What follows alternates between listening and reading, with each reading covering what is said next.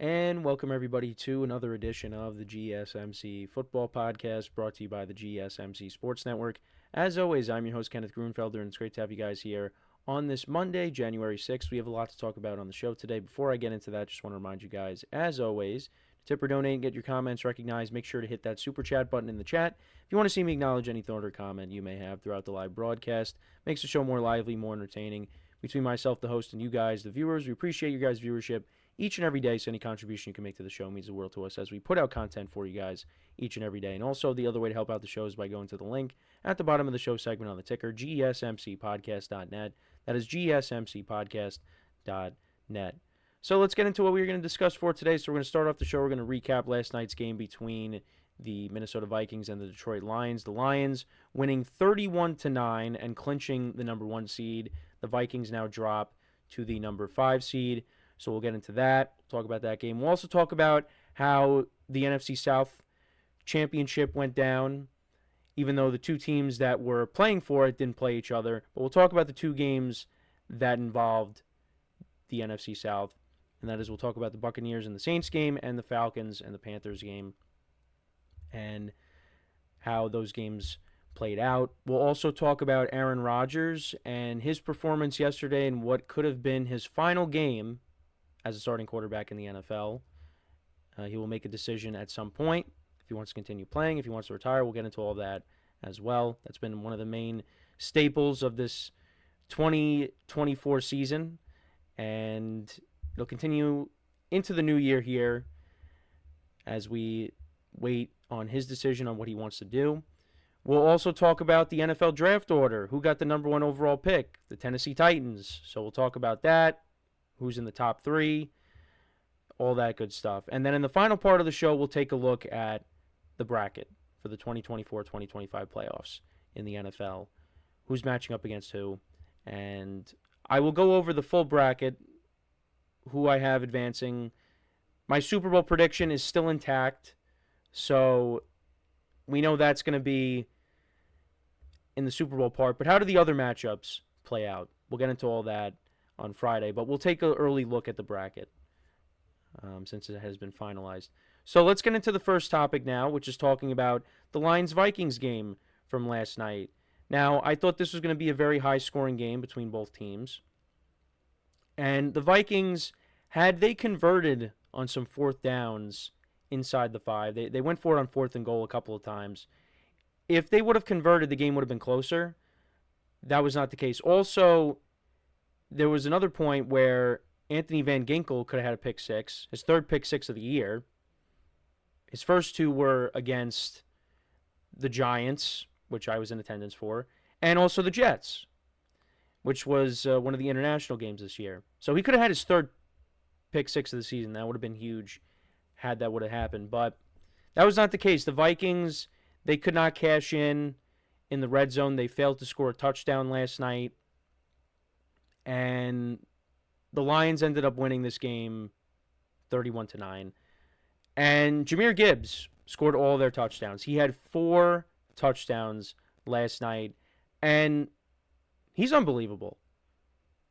The 2 touchdown runs that he had, I thought he was going to get tackled, but he just was able to get through the hole and score. That's how fast he is. He is really fast.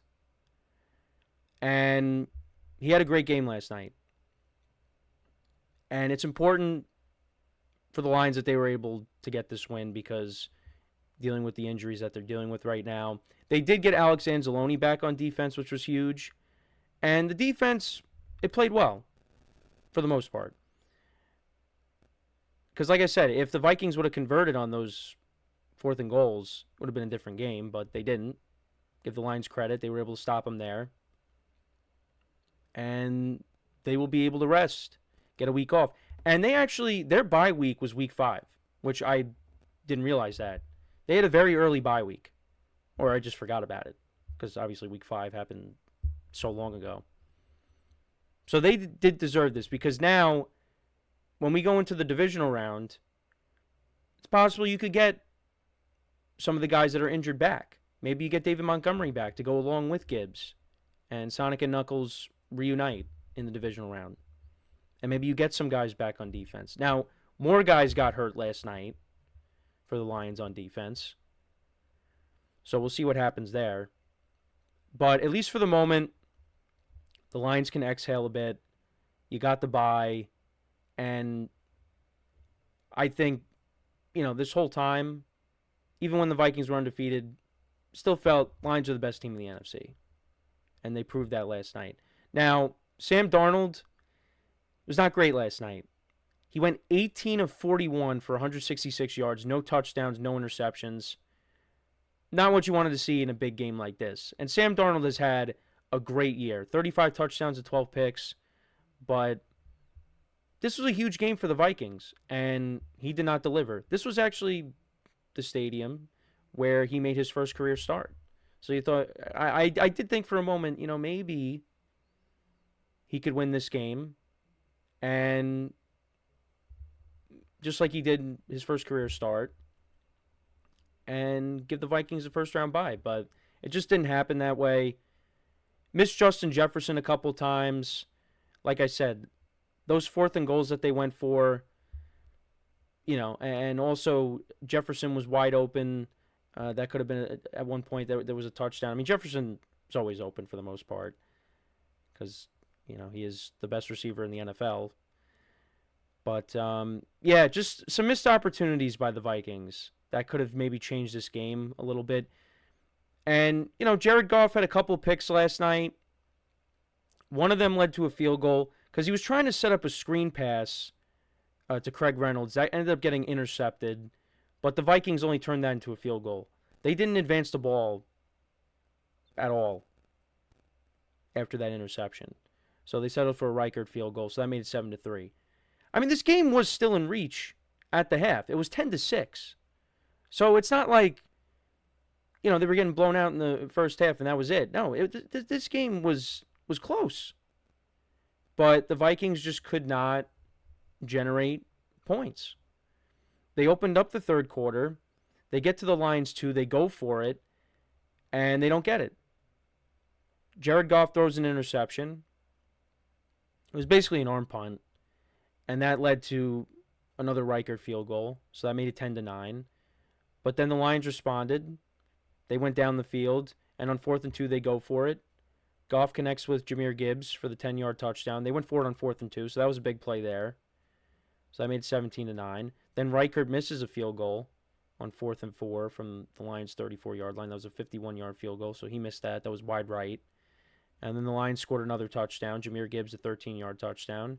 Then he scored in the fourth quarter again, a 4-yard touchdown. And that's how we got to 31-9. For Jared Goff, a couple picks last night, 27-33, 231 yards. 1 touchdown, 2 interceptions. Jahmyr Gibbs, 23 carries, 139 yards, 3 touchdowns.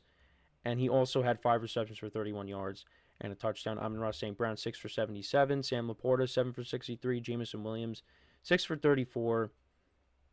They also got Khalif Raymond back, another player that was hurt. That's good for them. And the Lions defense, a couple of sacks on Darnold. Jake Bates went 1 for 1 on field goals, 4 for 4 on extra points. And they improved to 15-2 on the season. Vikings dropped to 14-3. So the Lions, they get the week off. Vikings, like I said, they will be playing Monday night against the Rams. And I don't want to get on Darnold. I don't want to get all over on Darnold after this game because, again, he's been so great this year. But I kept saying that my assessment of him is incomplete. I want to see how he plays in a game like this and how is he going to do in the playoffs. And so far, now the Vikings have another opportunity. Look, you got the playoffs coming up. A team that you did lose to. So you're seeing them again the second time around. So maybe that bodes well for them. But, against the Lions, you went 0-2 against them. And he didn't play well. Now, people were saying he was amped up for this game. And absolutely, you got to be amped up for the game. But, He was missing guys. It wasn't a good performance last night. So hopefully you learn from it. You still got another chance. Go out there next week, play a good Rams team who rested their guys yesterday, and, put together a better performance. But even if the Vikings lose on Monday, Darnold plays really well. What are you going to do? I think Darnold deserves to get that new contract because of how he's played.